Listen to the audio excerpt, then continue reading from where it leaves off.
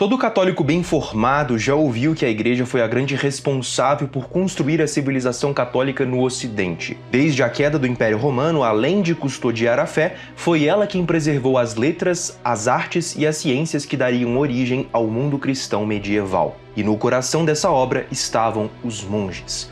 Homens que, no silêncio, buscando apenas a Deus, acabaram por transformar a própria história da humanidade. Foi ao redor de seus mosteiros que surgiram cidades inteiras. Subiaco, nas montanhas da Itália, cresceu em torno de um mosteiro fundado pelo próprio São Bento, o pai do monaquismo ocidental. Cluny, na França, tornou-se um símbolo da reforma espiritual da Idade Média e irradiou a sua influência sobre toda a Europa cristã. Em Monte Cassino, a escola da abadia tornou-se um centro intelectual que formava mentes brilhantes de todos os locais da cristandade. E em Fulda, na Germânia, os monges foram os primeiros a levar a fé e a cultura cristã a povos ainda pagãos. Os mosteiros deram origem às escolas monásticas e às casas de caridade, hospitais, orfanatos e hospedarias que acolhiam peregrinos e necessitados. Entre os muros dos mosteiros, os monges conservaram o saber antigo, copiando e preservando manuscritos, além das próprias Sagradas Escrituras. Ensinaram a trabalhar a terra e a buscar no estudo e na oração o serviço a Deus.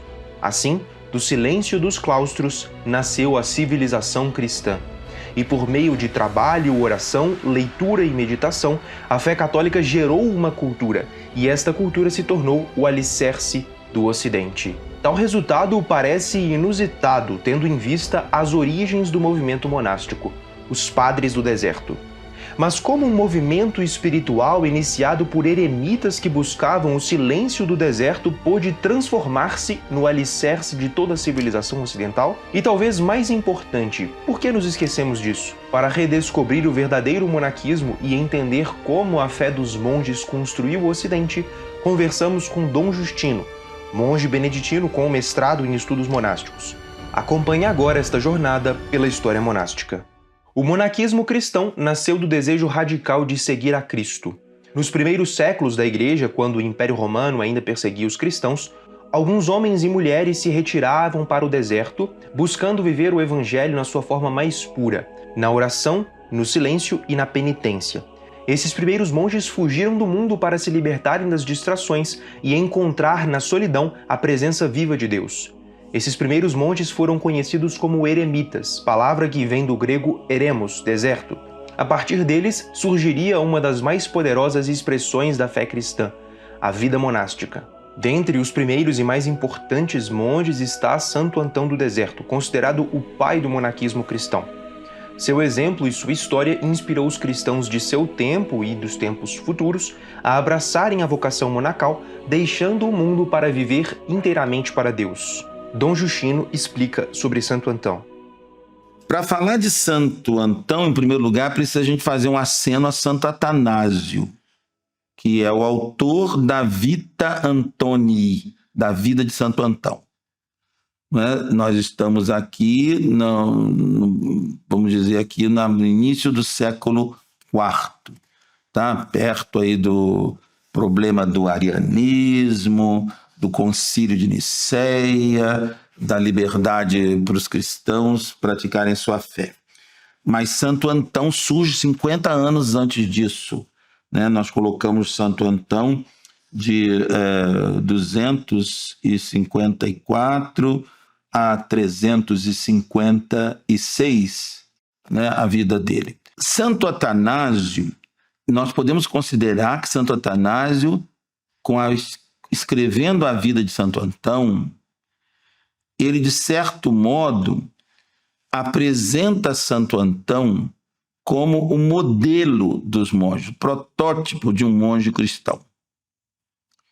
E, de certo modo, ele salva o monaquismo, sobretudo o monaquismo eremítico do deserto, né, de cair totalmente na heresia ariana ou em outros movimentos heréticos que estavam graçando aí nessa época. E por que eu digo isso?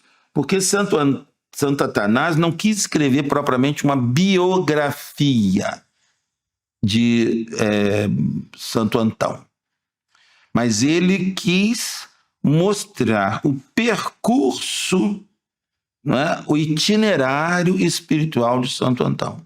como Santo Antão foi deixando Deus torná-lo um monge. É isso que é a finalidade dessa obra, né? O Santo Antão, ele começa com a renúncia dele aos bens, à família, ao mundo, à sociedade, e cada vez mais ele vai se parecendo com Jesus Cristo. Cada vez mais, até no corpo dele, as virtudes, né, a vida monástica que Deus o chamou a viver, vai exteriorizando-se nele. A ponto de quando ele chegava, a vida de Santo Antão termina assim, quando ele chegava num lugar, ele, um homem magrinho, mirradinho, feinho, né? Todo mundo era atraído pela presença de Santo Antão. Ele era um homem que portava a Deus, um pneumatóforo, né? Um homem habitado pelo Espírito Santo. Então nós vamos encontrar, e não só homens, mas mulheres também, que vão seguir essa vida que Santo Antão viveu. E por isso, Santo Atanásio teve a inspiração de Deus, isso é uma inspiração divina, de colocar por escrito essa vida de piedade, essa vida de fidelidade de Santo Antão ao arcebispo, ao patriarca de Alexandria, portanto, o amor que Santo Antão teve pela igreja.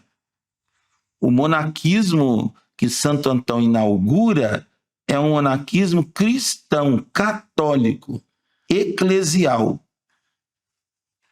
Não é alguma coisa que toma as vertentes particulares ou de heresiarcas ou de bispos, de pessoas que estavam, de certo modo, à margem da igreja, da doutrina oficial da igreja. O objetivo de Santo Atanásio era oferecer com a vida de Santo Antão quase que um roteiro de vida para os monges.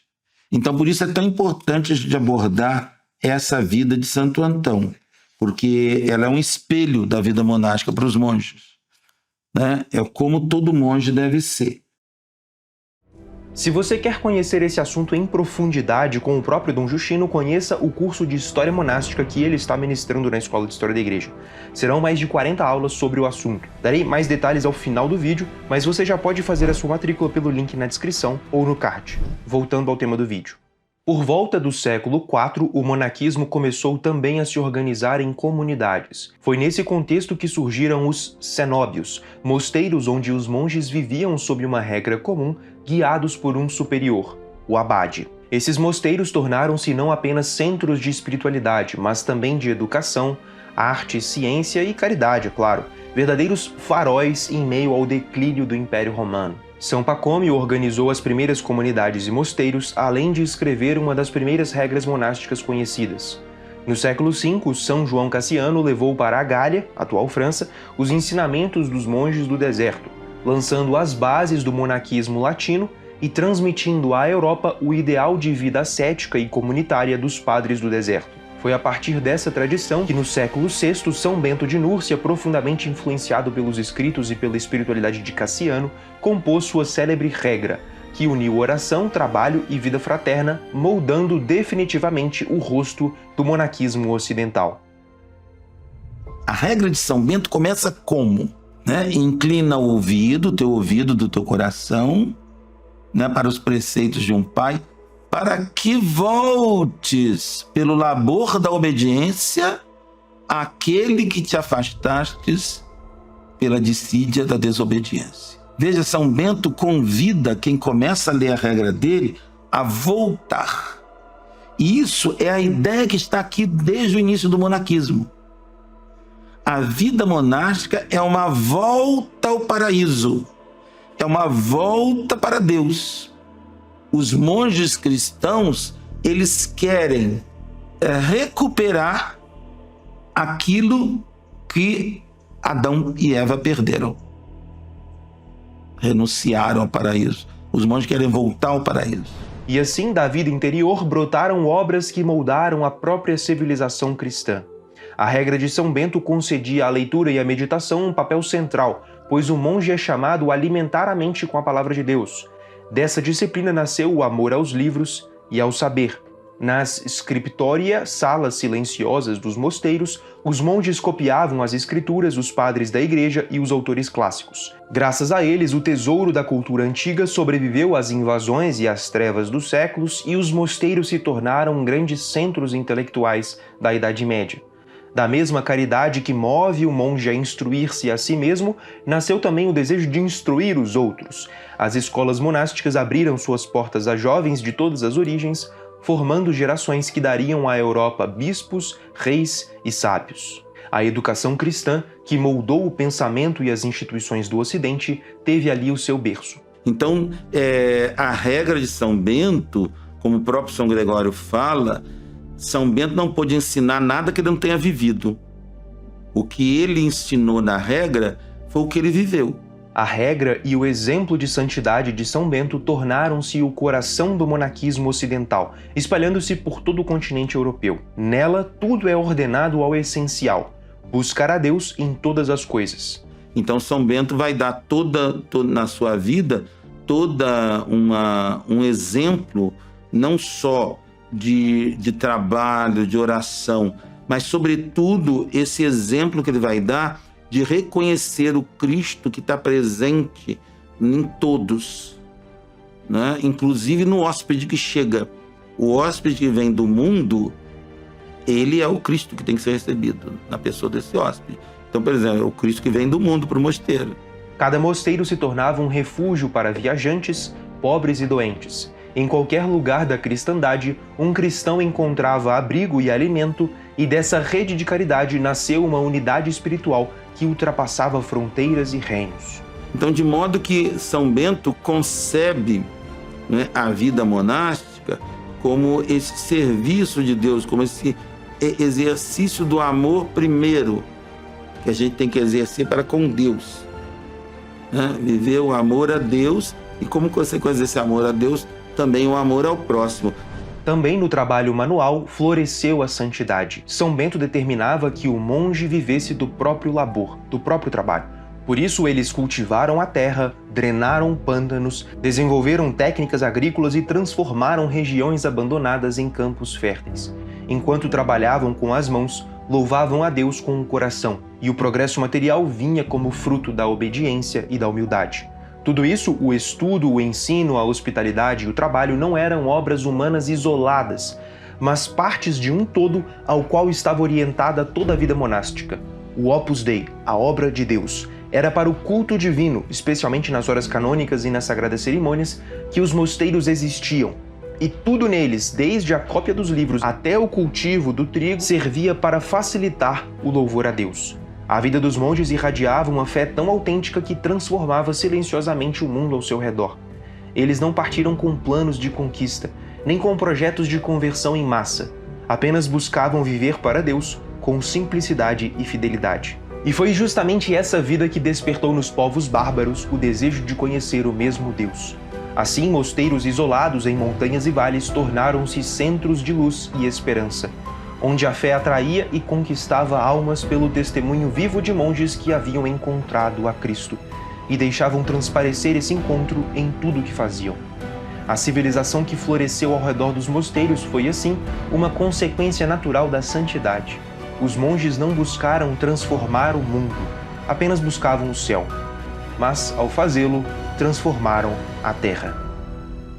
São Bento foi proclamado por Paulo VI patrono da Europa, não é? De modo que ele é festejado como padroeiro da Europa, porque a regra de São Bento, levada pelos monges beneditinos, fecundou praticamente todas as nações europeias, e tudo que é cidade que tem München, Munique, Mônaco, né? Tudo quantos nomes de santos monges, né? Que tem cidades, né? Lá na Alemanha, na Suíça, na França, na Bélgica, tudo quanto é lugar, mas tem muitos lugares assim, impressionantes que a gente encontra tudo com nomes de monges, né? Nesses países, né? Que pertenceram depois ao Império Carolíngio, sobretudo. Houve um surto missionário muito grande de evangelização feito pelos próprios monges. o mosteiro devia ser um ponto de atração para que as pessoas vindo ao mosteiro recebessem dos monges, não é? Aquilo que eles precisavam. Os bárbaros, foi assim que houve a evangelização da Europa. Os bárbaros chegavam em volta do mosteiro, viam os monges plantando, viam os monges cultivando só um lado do morro, o outro descansando durante um ano, para ser cultivado no outro ano, a terra estava descansando, viam um monge com um livro na mão e cantando, tirando uma música, ou lendo, né? Então eles queriam que os filhos dele também fizessem isso, e com isso, em volta dos mosteiros se constituiu todas as cidades, vilas, casas, pessoas que iam ao mosteiro para estudar, né? Quantas escolas surgiram dentro dos próprios mosteiros para educar os filhos nos aldeões das pessoas, os próprios monges, os mosteiros que São Bento previa que aceitasse também crianças para viver lá dentro do mosteiro. Então, de modo que os mosteiros de São Bento, eles, mesmo os monges tendo uma clausura, não saindo, né, para fora, os monges de verdade atraíam as pessoas para Deus pelo exemplo que eles davam com o modo de viver deles, seguindo as instruções que São Bento deu. Então isso daí que vai fazer com que a regra de São Bento se imponha sobre as outras.